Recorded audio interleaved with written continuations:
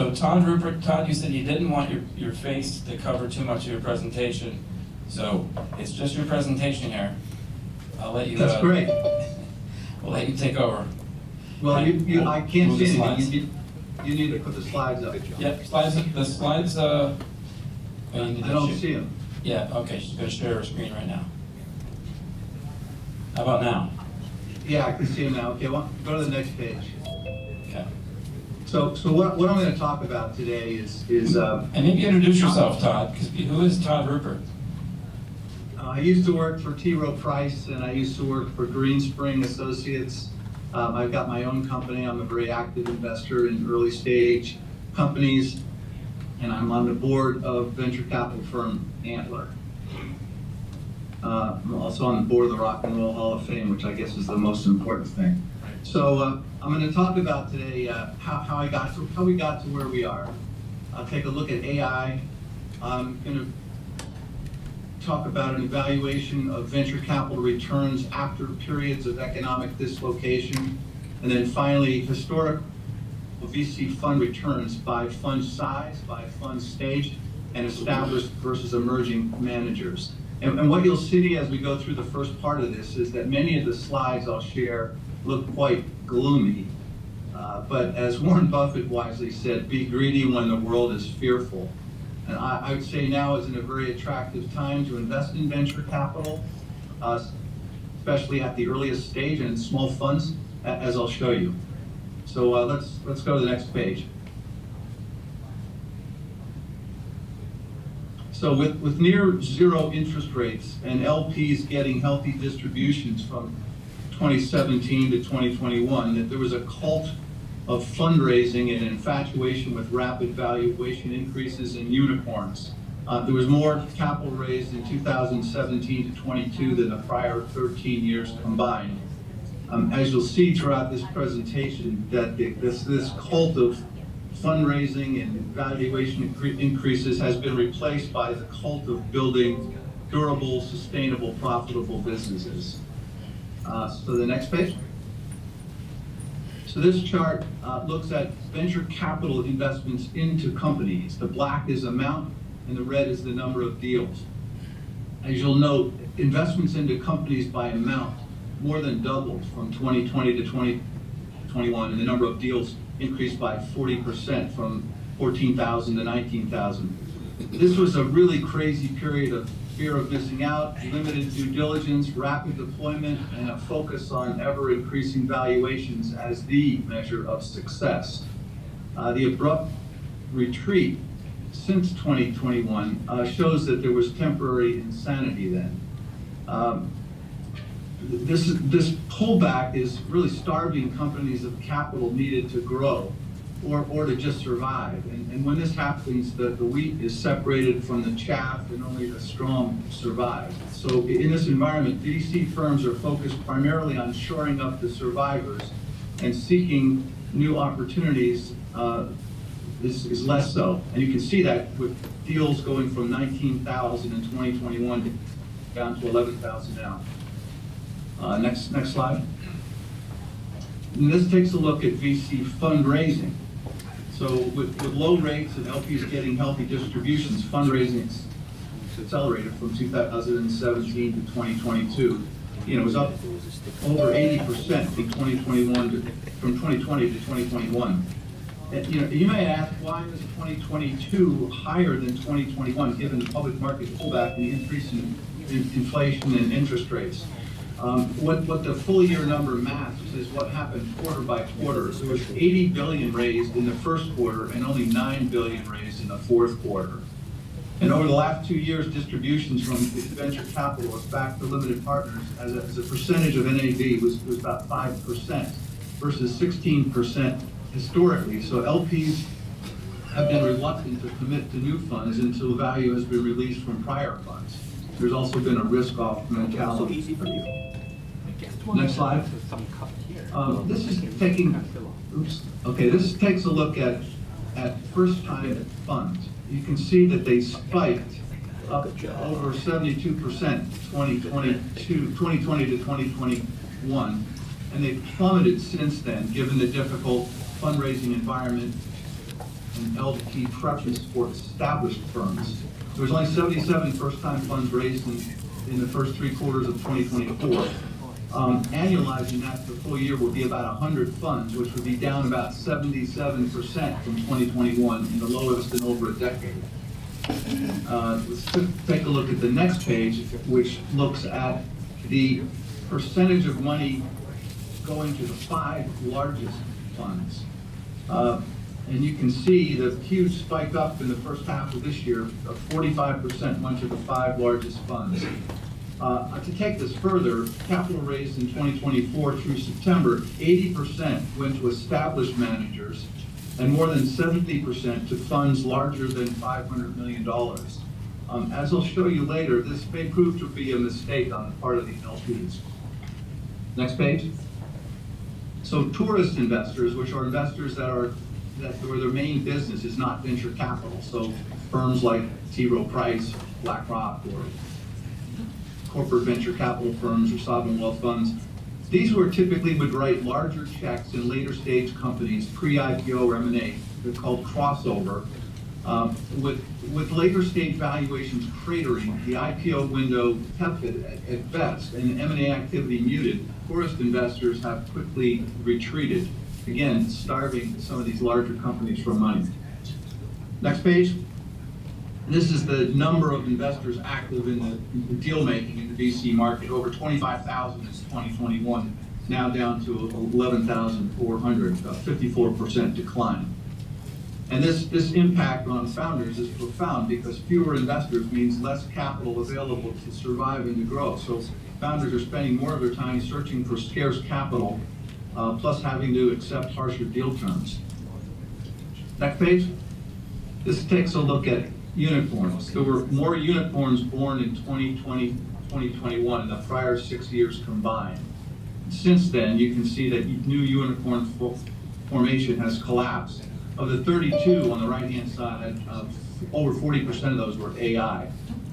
I would call 2021 a factory farm unicorns, just racing through fundraising with valuation increases, the overarching metric of success versus building a profitable business. It was the era of blitz scaling, growth for growth's sake without regard for profitability and quality, and that has now changed.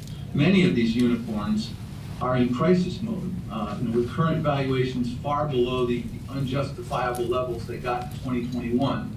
And no chance of an IPO or acquisition. Many are going to go from unicorns to unicorpses. Never worth the valuation they were given in 2021. I like that word.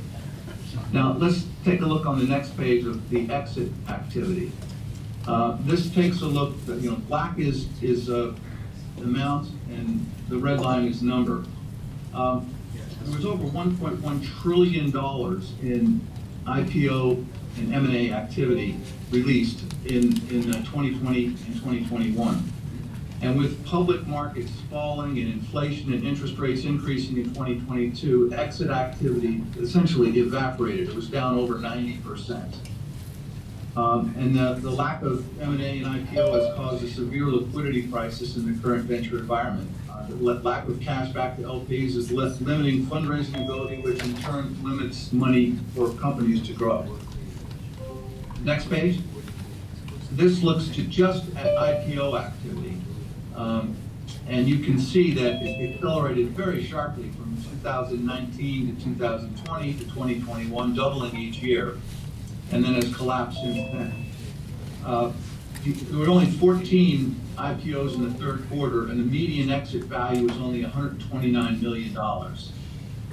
That said, what's positive that there were 3 major IPOs in Q3, and there's a long backlog of IPOs, and with the Fed cutting rates and bid-ask spreads should narrow, potentially unlocking some of these. Now let's turn to the next page to look at valuations. This looks at median economic valuation of revenue of SaaS. 2021 had wildly inflated valuations, driven by sky-high multiples, which, as we all know, have collapsed. The good news is that we're back to far more reasonable and justifiable valuations in the public markets. Now let's take a look at the private markets on the next page. On the far right-hand side, so this looks at valuations in the second Q2 2020, 2022, and 2024. Sorry, I haven't updated this through through Q3. The public is on the right. You can see from 2020, from the highs of 2022, down to 2024, it's down 72%. But you can see the declines that have taken place in Series D, Series C, Series B, and Series A in the private markets. I think there's more to go. But the lifeblood of innovation is pre-seed and seed, and this is insulated and resilient. Some of that increase there is due to AI. And what this chart masks is the difference between AI and non-AI valuation. So let's take a look at AI a little bit. Go to the next page. This shows AI and machine learning deal value in red and deal count in black. It's a percentage of all deal value and deal count. And you can see the significant increase in the last 2 years, especially in deal value. Now, much of this is larger deals that have been invested in by tourist investors, by Microsoft and Intel and NVIDIA and Amazon and Alphabet and Meta. Their big focus on AI optimized data centers. But it's quite remarkable, that increase. Taking a look at the next page, this just takes a look at funding. It's over 100% increase in funding in the last year alone into AI companies. Let's look at the next page. What this looks at on the left is AI, total deals, average valuation, and average size of round. And then on the right-hand side, non-AI. So while AI deals accounted for less than 3% of total deals, their average valuation and their average size were 5x and 6x of the non-AI. So AI valuations are not at all representative of the VC industry at large. It's really a tale of two cities, AI and everything else. Next page. And this looks at, the black is non-AI, or non-generative AI, and the red is generative AI. You can say from seed stage all the way out to Series C, the multiple increase of AI versus non.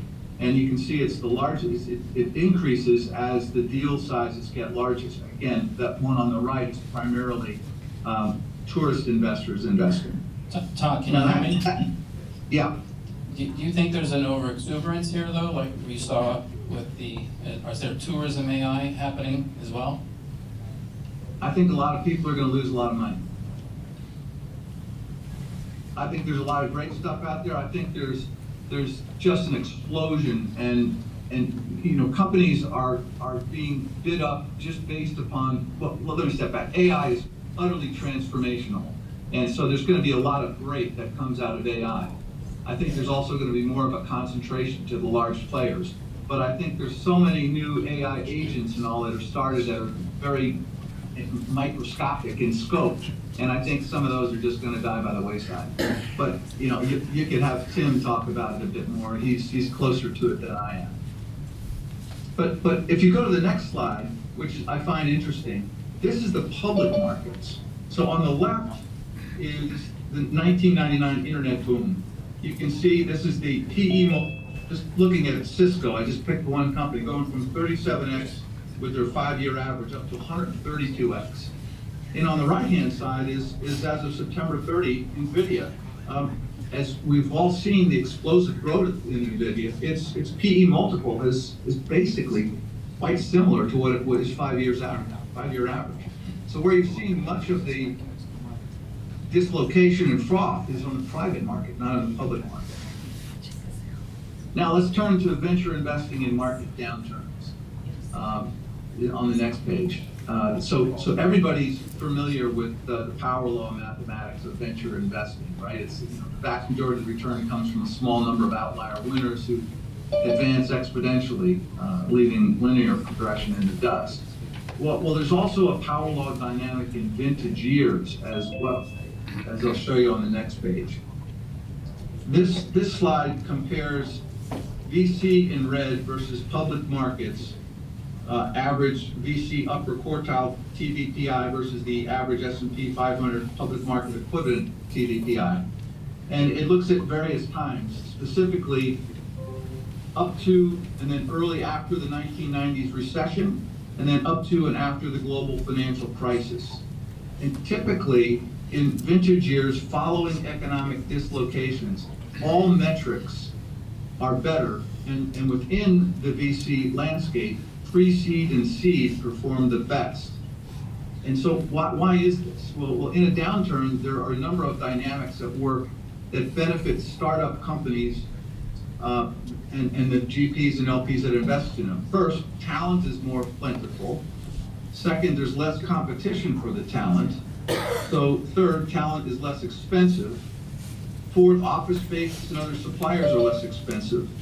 Next, founders starting a business are more capital efficient. They're focused on cash flow and quality of business fundamentals versus growth at all costs.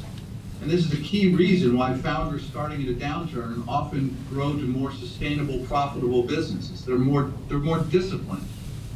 Also, in a downturn, valuations are lower, and competition can be less in gloomy times than in boom times. So go to the next page. This is a quote from legendary investor Bill Gurley. You know, the U.S. was built on entrepreneurship, and it's during tough times when a lot of smart people are thrown out of work or their options are underwater that they ask themselves, well, what business can I build? And so it's a very attractive time to build a business. Next page. Also benefiting building a business today is that AI is the added boost, the wind in the sail of improving productivity and reducing costs. And I find this next page fascinating. These are the logos of generational defining companies we all know that were formed during economic downturns. And this is just a partial list. I mean, I can list others. You know, Twilio, Electronic Arts, Cloudera, Nutanix, Beats, Flipkart, Glassdoor, Tumblr, MongoDB, GitHub, and the list goes on. So to sum that up on the next page, there's a healthy implication and recipe for strong vintages looking forward over the next number of years.